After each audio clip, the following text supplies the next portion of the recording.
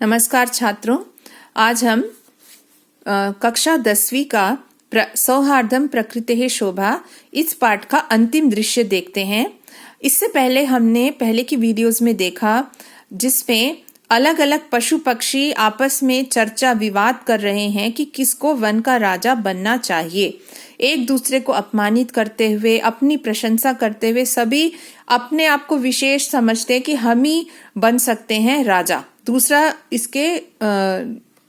उसके लायक है ही नहीं। और आखिर में उल्लू को सारे पक्षी सोचते हैं कि इसको राजा बना दिया जाए, तो कौवा कहता है ये भी उस लायक नहीं है, ये तो सोता रहता है दिन भर। तब अंत में प्रकृति माता प्रवेश करती है। ततः प्रविशति प्रकृति माता, तब प्रकृति माता प्रवेश करती हैं। प्रकृति माता सस्नेहम, स्नेह के साथ, भो भो प्राणिनः, अरे प्राणियों, यूयम सर्वे एव मे संतति ही, तुम सभी मेरी संतानें हो। कथम मिथः कलहम कुर्वन्ति, तुम क्यों आपस में झगड़ा कर रहे हो। मिथः का अर्थ होता है परस्परम, यानी आपस में। आपस में क्यों तुम झगड़ा कर रहे हो। वस्तुतः सर्वे वन्य जीविनः अन्यो अन्य आश्रितः, वास्तव में सभी जंगली जानवर, सभी प्राणी एक दूसरे पर आश्रित हैं। सदैव स्मरत, हमेशा याद रखो। ददाति पति प्रतिगृह्णाति, गुह्यम आख्याति, पृच्छति, भुंक्ते भोजयते च एव, षड्विधम प्रीति लक्षणम। प्रीति का लक्षण क्या है, एक प्रेम का क्या लक्षण है। मतलब एक कोऑर्डिनेशन जो होती है एक टीम वर्क में, उसमें क्या मेन चीजें होती हैं ध्यान रखने वाली। देना, एक दूसरे को देना। प्रतिगृह्णाति, ग्रहण करना। गुह्यम आख्याति, कोई भी सीक्रेट बात हो, रहस्य हो, उसको बताना। पृच्छति, पूछना। भुंक्ते, उपभोग करना, एक साथ खाना, मिलजुल कर चीजों को बांटना। भोजयते, उसका प्रयोग करना, उपभोग करना। ये सब 6 प्रीति के लक्षण हैं।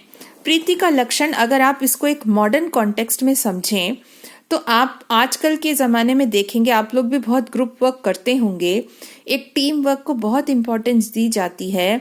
उसके अंदर क्या क्या चीज़ें होनी चाहिए, 6 चीज़ें होना बहुत ज़रूरी है। एक तो देना, एक दूसरे से शेयर करना, एक दूसरे को देना। क्या चीज़ें, कोई चीज़ मटेरियल भी हो सकती है या कोई सजेशंस भी हो सकते हैं। आप लोग जब टीम में काम करते हैं तो एक दूसरे को सजेशंस देते हैं, मिल बांटकर चीज़ों को एक दूसरे को देते हैं। ये चीज़ होती है टीम स्पिरिट, अफेक्शन, कोऑपरेशन। प्रतिगृह्णाति, ग्रहण करना, एक तरफ से आप देते हैं, दूसरी तरफ से रिसीव भी करते हैं, ग्रहण करना। ये भी बहुत ज़रूरी है जब हम टीम में काम करते हैं कि we should be open to suggestions, दूसरों के विचार को भी हम समझें, उसको एक्सेप्ट करें। गुह्यम आख्याति, अपने रहस्य बताना, मतलब कोई ऐसी चीज़ हो जो ट्रिक्स ऑफ द ट्रेड होते हैं, सीक्रेट टिप्स होते हैं, टेक्निक्स होते हैं, एक दूसरे से शेयर करना, चीज़ों को बारीकी से जानना कि भाई कौन सी ऐसी चीज़ है।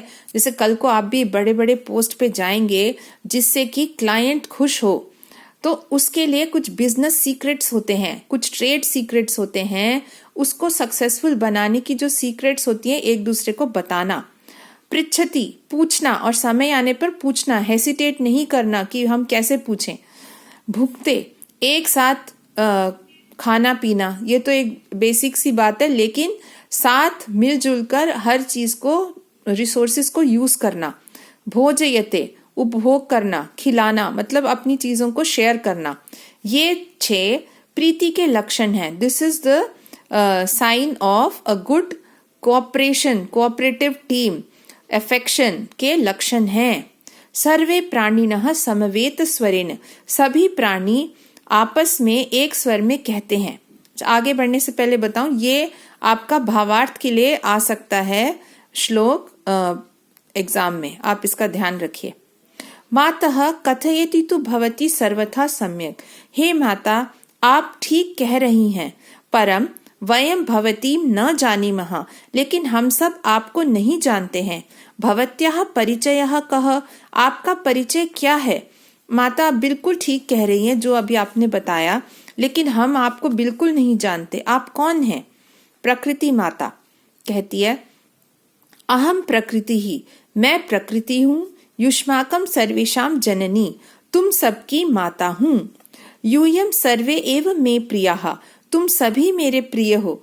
माता के लिए सब बच्चे बराबर होते हैं, जैसे आपने जननी तुल्य वत्सला चैप्टर में पढ़ा है, ये भी वैसा ही बता रहा है कि माता के लिए तो सभी बच्चे बराबर हैं, तुम सभी मेरे लिए समान हो। सर्वेषामेव मत्कृते महत्वम विद्यते यथा समयम, समय के साथ जो है सबका अपना अपना महत्व है, समय अनुसार सबका महत्व है। न तावत कलहेन समयम वृथा यापयन्तु, इसीलिए झगड़े के द्वारा समय को बेकार मत करो, अपना समय बर्बाद मत करो। अपितु मिलित्वा एव, बल्कि मिलजुल कर, मोदध्वम, आनंदित रहो, जीवनम च रसमयम कुरुध्वम, और जीवन को रस युक्त बनाओ। मतलब सब आपस में मिलजुल कर रहो, खुश रहो, क्यों लड़ाई कर रहे हो। तद यथा कथितम, जैसा कहा गया है, प्रजा सुखे सुखम राज्ञः, प्रजानां च हिते हितम, न आत्मप्रियम हितम राज्ञः, प्रजानां तु प्रियम हितम। एक राजा का क्या लक्षण है कि प्रजा के सुख में ही वह उसका भी सुख है। एक राजा का ऐसा होना चाहिए, अ किंग और ए लीडर, और प्रजा के हित में ही उसका अपना हित होता है।